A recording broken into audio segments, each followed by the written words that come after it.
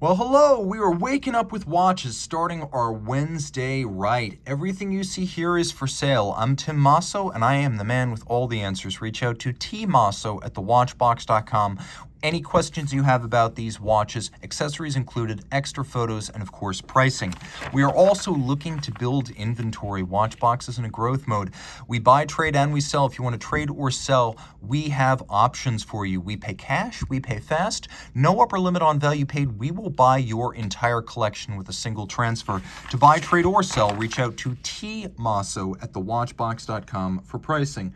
So we're going to jump straight in with a titanium sports watch that might be the coolest modern Seamaster. Now, there are a lot of Seamasters, so much so that the collection is sometimes described as a bit confused and overly broad, since Rolex Submariner represents only a few options in configuration, whereas Seamaster could be anything from the Olympic edition dress watches to a Ploprof. So what we have here is the 42mm grade 5 titanium Planet Ocean. It's 16 millimeters thick, which, believe it or not, is fairly thin for a Planet Ocean.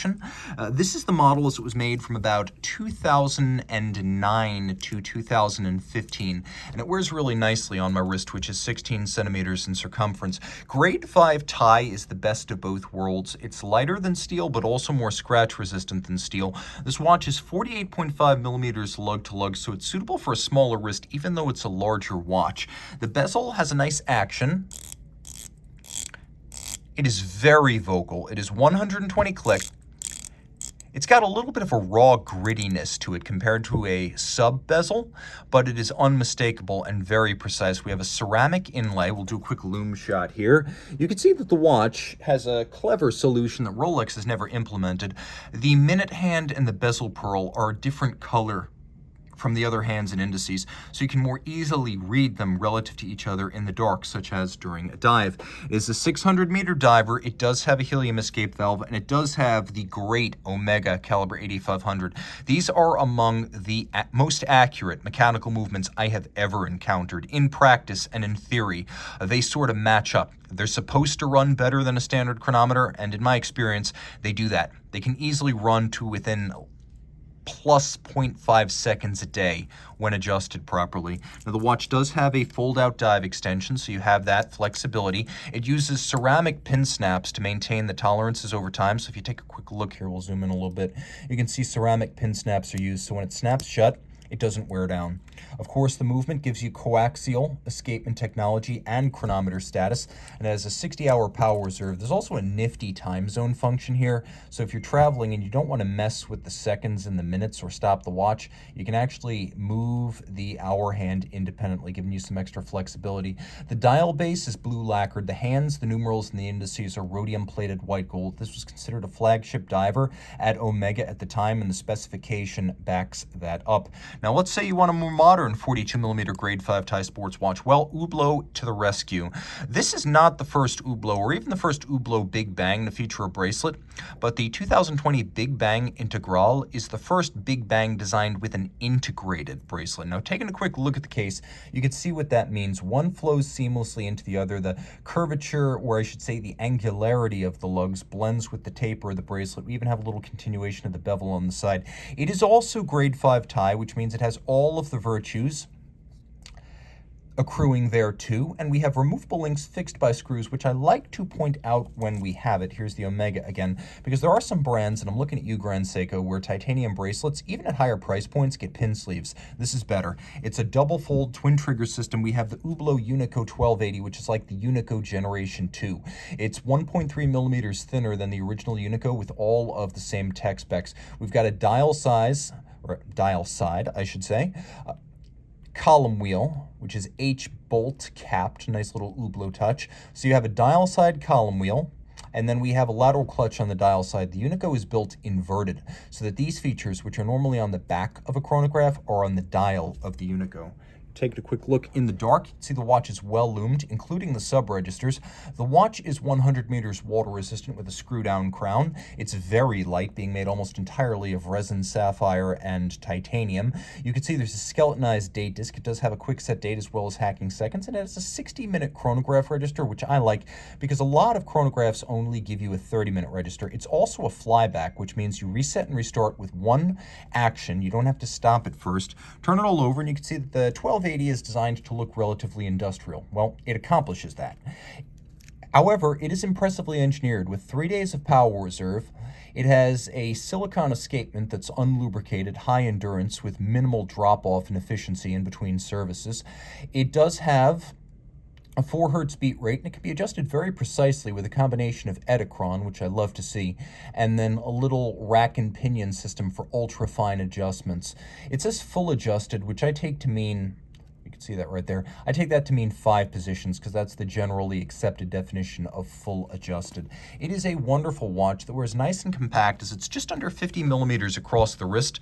So even on my wrist, it's a good fit. And I normally don't say that about Hublots, much less Big Bangs, but the timepiece really is a great effort from that company. And at under 14 millimeters thick, it is a lot thinner than I would normally expect for a Hublot, especially a Unico. And you can thank the Unico 1280 and its relative thinness for that. The watch is about 49.3 millimeters lug to lug, just so you get a good sense of how it fits.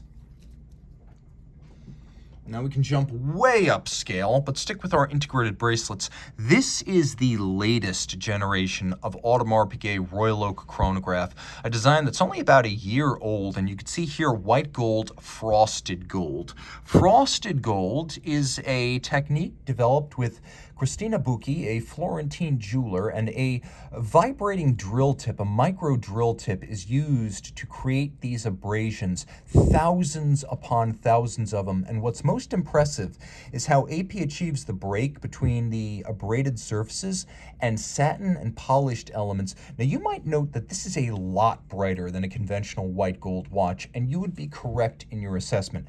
Audemars Piguet uses some sort of platinum family coating on its white gold to create an appearance that is indistinguishable from platinum. So AP white gold is always ultra white and very distinctive. It's a 41 millimeter watch. You can see one of the obvious changes from the previous generation Royal Oak chrono is that all 3 registers are the same size. You'll also appreciate the fact that there's a lot going on here with white gold indices, white gold hands and logo. We have a black Grande Tapisserie dial, which is cut on a traditional pantograph. We have plenty of luminescence. The watch does have a screw-down crown.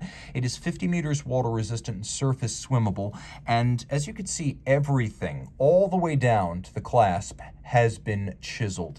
Now on the reverse side, we have the next generation Audemars Piguet chronograph caliber. This is the 4401. Automatic winding. It's gone from a 60-hour power reserve to 70. It's gone from 6 beats per second up to 8. It is now 32 millimeters in diameter versus the old modular chronograph's 26, and it is fully integrated, unlike the old modular chronograph. It features a flyback function, so you can reset it and restart it in an instant. It does have hacking seconds. It does have a quick set date. It has a rugged architecture like the previous generation movement, which means it's robustly shockproof as it's designed for use in Royal Oak offshores.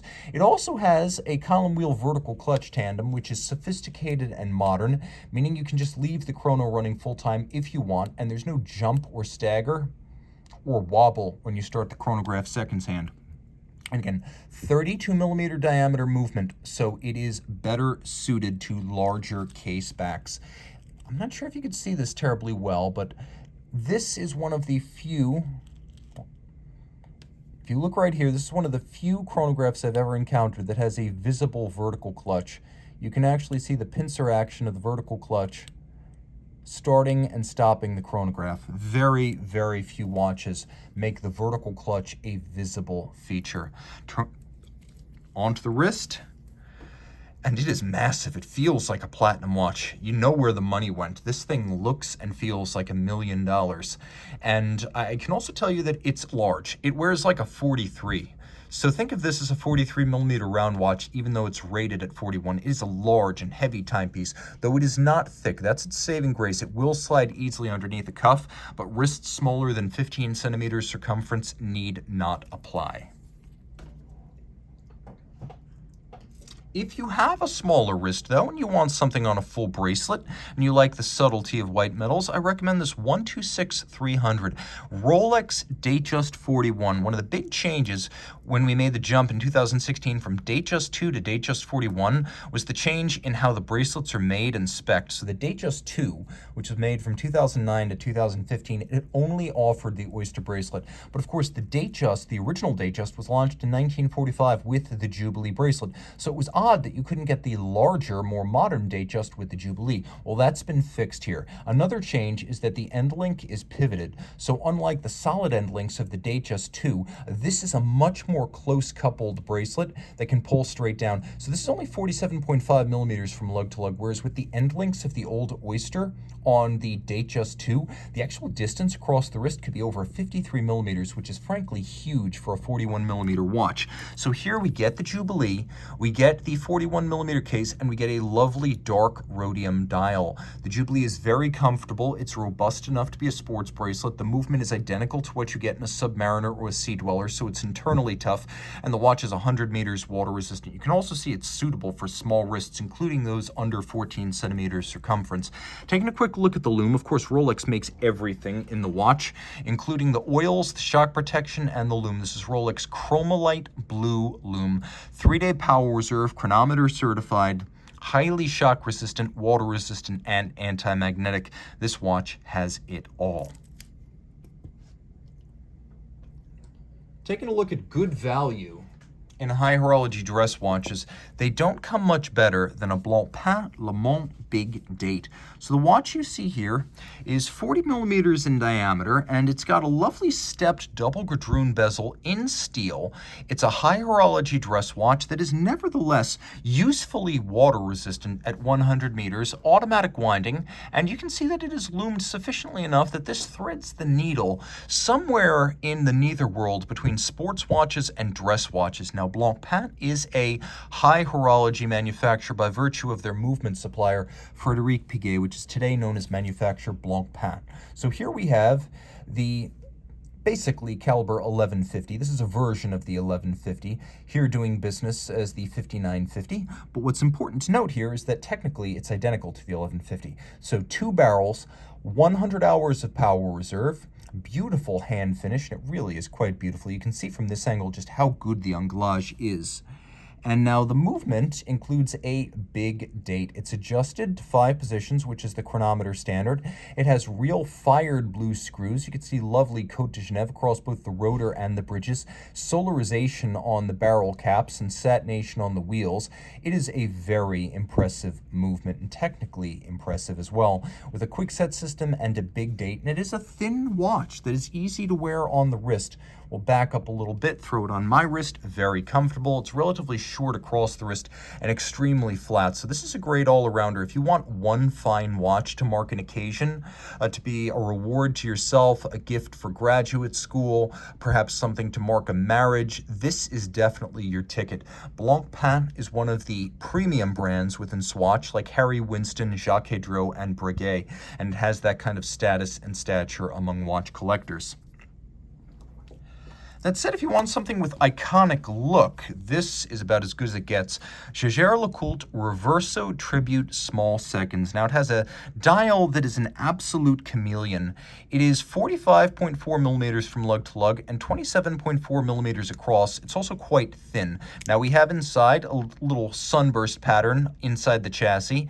We have a polished solid steel case back, which is your canvas for customization. JLC will do enameling, lacquering, engraving.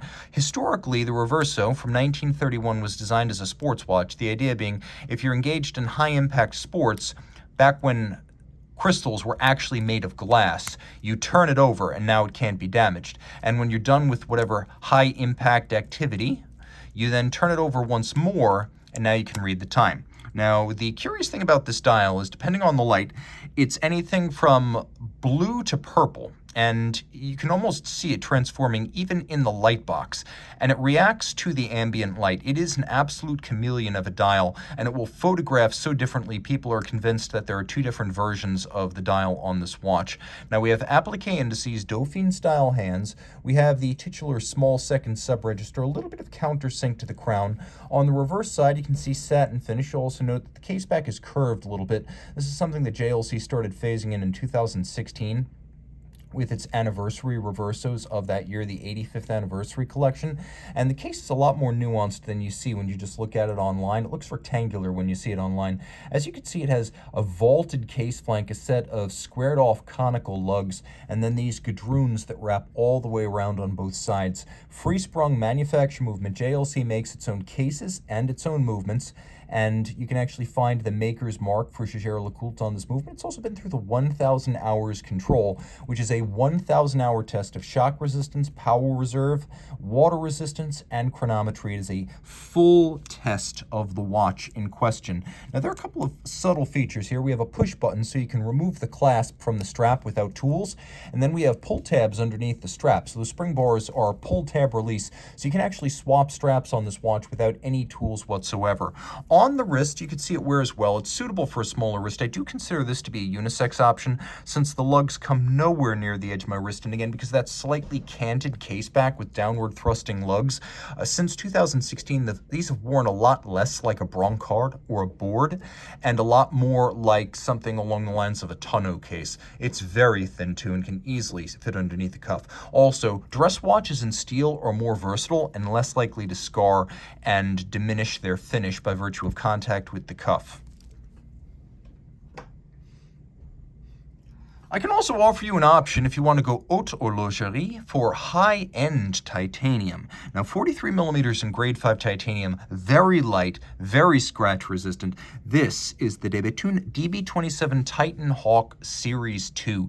Series 1 used a 6-day power reserve and a pointer date. Series 2 is an automatic winder with something different, a display case back, which the original did not have.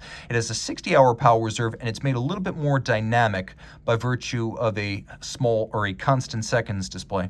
It is not a small second, it is a large second. It is a small case flank, which is quite thin. I'll start winding this watch up. Sometimes you have to wind these quite a bit before they start. I do think it's more fun to watch the watch in its element and in operation. While we get there, let me talk about some of the virtues of this watch. You have what Debetune calls micro-light engraving, and you can see there are 3 sectors to this dial, and each one has been engraved. They don't think that traditional guilloche would look right on a watch like this, and I agree. It's a little bit antiquated. It would work on a Breguet, not necessarily a Debetune, not this kind of Debetune. We have a 10-piece limited edition here is this green dial, and titanium case is a 10-piece limited series. It is a very thin case, and you can see the micro-light engraving has been rendered on the sides as well. We have a screw-down crown with double row knurling. We have spring-loaded variable geometry floating lugs. The watch will conform to your wrist. This is the intermediate size lug at Debetune. It ranges from about 54 to 51 millimeters to fit most wrists, and again, it will change its geometry to fit you.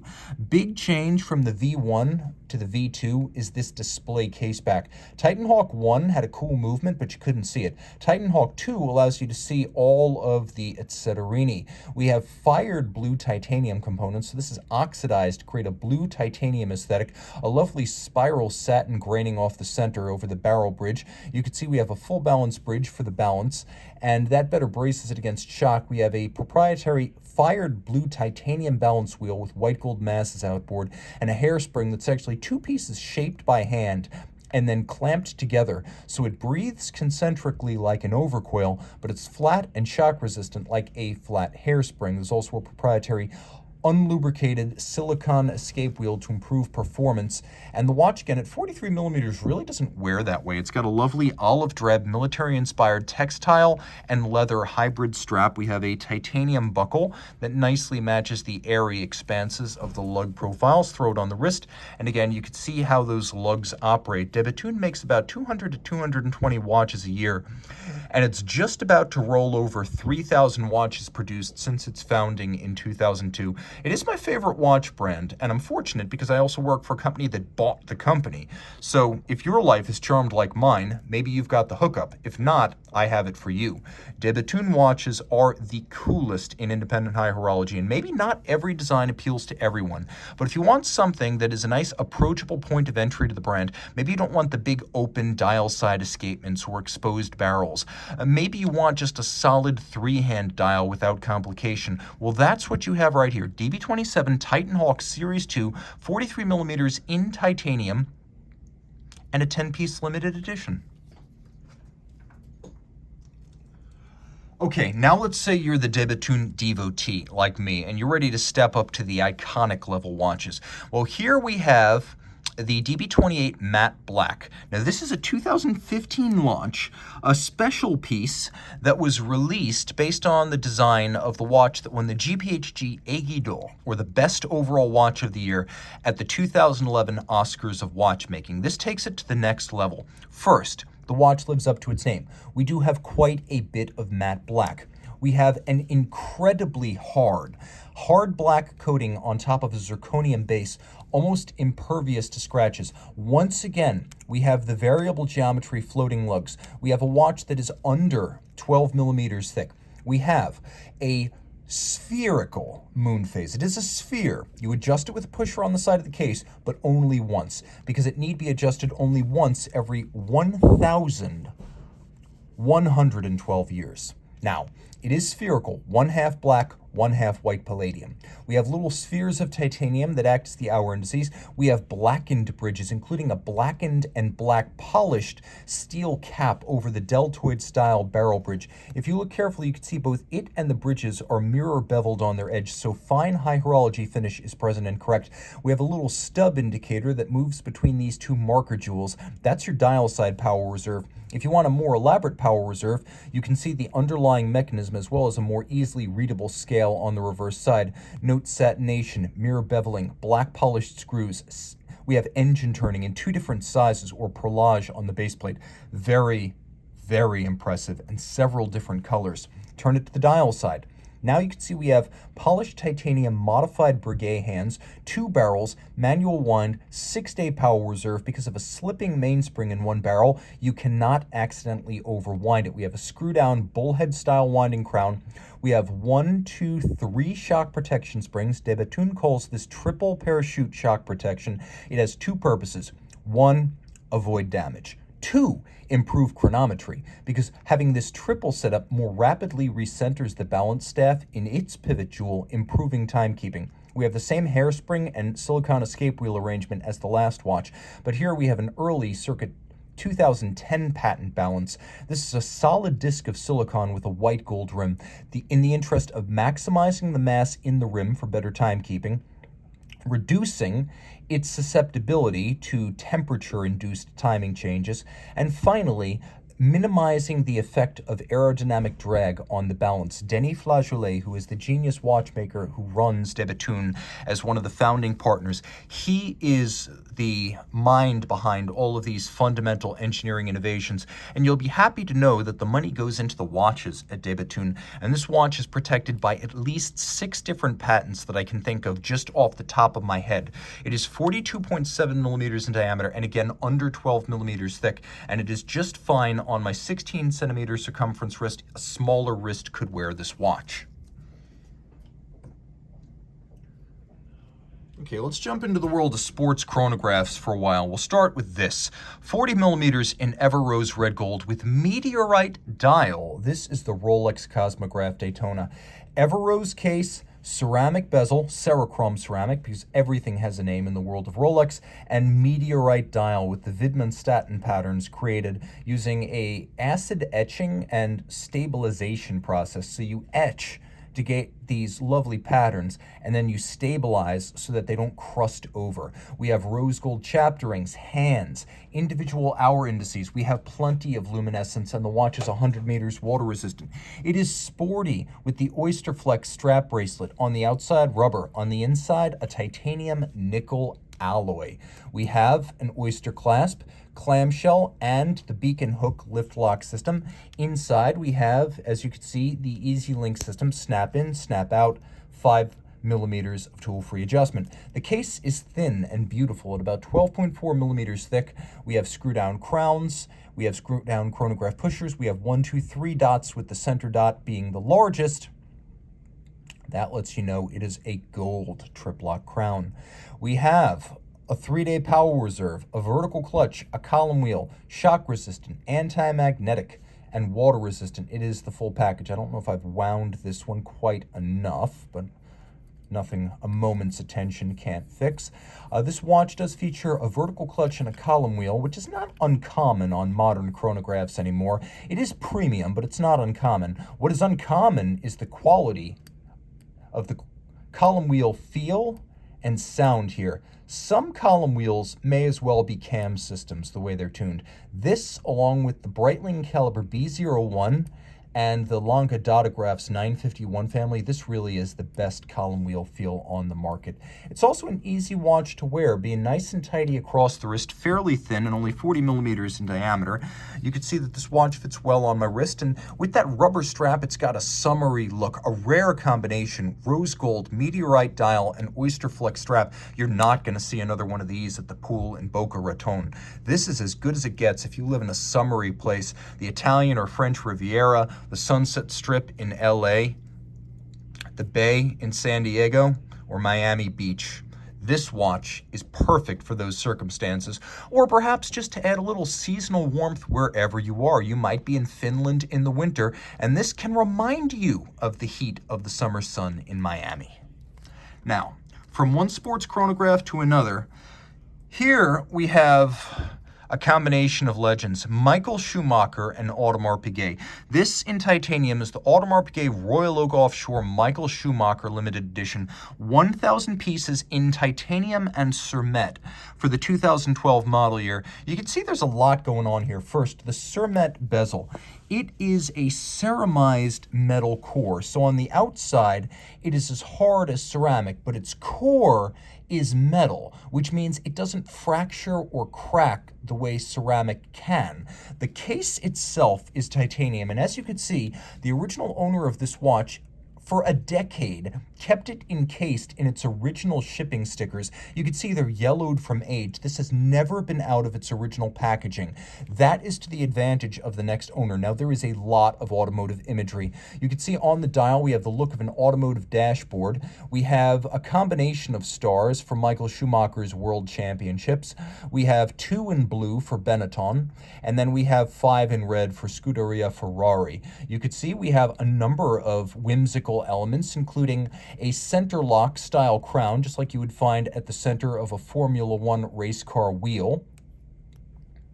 And as you can see, we have a quick set date, which is in Ferrari Rosso Corsa, or Italian racing red. If we're honest, this red that's used on the watch is a little bit redder than Rosso Corsa, which has the appearance of being sort of a bright orange when you see it in person. So this isn't quite Ferrari red, but it's what we would understand as racing red. If we were up to put Ferrari red on this dial, you would think it's Planet Ocean orange. We also have a checkered flag racing dial, staggered track for reading the chronograph, seconds and fractions of seconds. And you can see we have the look of automotive exhaust stacks, or the exhaust stacks that you'll find on the back of Formula One cars. We also have these brake pedal and gas pedal style plots, or intermediate links. It is a 44 millimeter case, so it's built on the platform of the 44 millimeter Royal Oak Offshore. You can see the external face of the bezel has been hollowed out to show these enlarged hex head bolts designed to look like the fixtures you'll find on Formula One cars. Now, taking a look at the case back, you can see there's more automotive imagery. The case back bolts are exactly the same, and then we have the signature of Michael Schumacher on the reverse with an Audemars Piguet in-house caliber, a 3126 movement with a 55 to 60 hour power reserve. It's automatic winding, stop seconds, quick set date. It is a modular chronograph with the Dubois de Praz vertical clutch chronograph module, and the watch is 100 meters water resistant.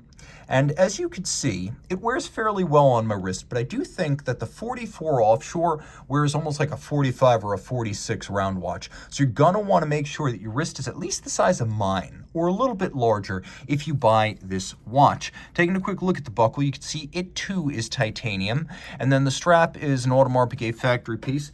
Quirk of this watch, as you could see, it does not have a lot of luminescence, but there is some. And it's just a wonderful way to get into one of the best Royal Oak offshores from the end of the era for the Royal Oak offshore limited editions. By 2012, Francois-Henri Benamillo was really folding and ending the Royal Oak offshore limited edition tidal wave that had inundated the 2000s. AP was pulling back, and from that point forward, you would only see a couple of very special limited editions for very special sportsmen and entertainment figures. And of course, Michael Schumacher, the 7-time Formula One world champion, qualified. Sticking with AP, but perhaps going a little bit more to the dress side of the spectrum. Nevertheless, this is quite the sporty dress watch. Audemars Piguet Code 1159 chronograph. Now, when you take a look, you could see that this is the 2020 dial evolution. The first year, these chronographs and automatics were available with blue, white, or black dials. And though they were not cheap to make, they didn't look as expensive as they were. AP fixed that by adding a gradient fade to the lacquer, so it's sort of silver gray at center and black at the edge. It looks much more expensive now. We have that same blindingly white, coated white gold that we saw in the Royal Oak chronograph earlier in combination with rose gold, and it's a nice contrast. The watch is large at 41 millimeters and 50 millimeters lug to lug. It's big for a dress watch. It's not terribly thick at 12.8, but it is broad across the wrist. You can see that internally there is a rose gold center case with a rounded octagonal form, a nod to the Royal Oak, and that the bolts that are used to fix the strap, as well as fix the strap to the buckle, they are hex-shaped, another nod to the Royal Oak. You'll also note that the bezel actually dips a little bit at 6 o'clock and 12 o'clock, and the rose gold case thins out. We also have a little bit of a curvature or dihedral to the crystal, so you can see it creates all sorts of unusual refractions and distortions when you view it end on. Now, the dial is, of course, a combination of rose gold elements, the gradient lacquer, and then we have matte finishes for the sub-registers. It is a flyback chrono, so same movement in the Royal Oak chronograph we saw earlier, the exact same movement, same tech specs, 70-hour power reserve, integrated construction, vertical clutch, column wheel, and a flyback. Also important, special typeface created for this watch and used consistently. That is not always the case. Note that the 6 in the sub-register is the same as the 6 on the date wheel, is the same as the 6 on the tachometer. A lot of watch brands don't get this right. The detailing of the case is outstanding. You can see that there's a little bit of a hairline beveling along the lugs. The lugs are internally satinated. There's even interior beveling on the inward-facing side of the lugs, and this is just a beautifully designed watch with the most minimal bezel you'll find on any timepiece. Look at that bezel. It's a silver-white halo. It's barely there. The watch is large. You will need a wrist of at least 15 centimeters circumference to wear it, because unlike most dress watches, this one's not bashful, but it does seem somehow consistent with the spirit of AP, which is a bit brash and irreverent to begin with. I can't see AP making a Calatrava-style dress watch. That said, from a brand that's normally a little bit brash, comes a surprisingly discreet and chaste take on Greubel 4C watch design. This is the Balancier Contemporain red gold.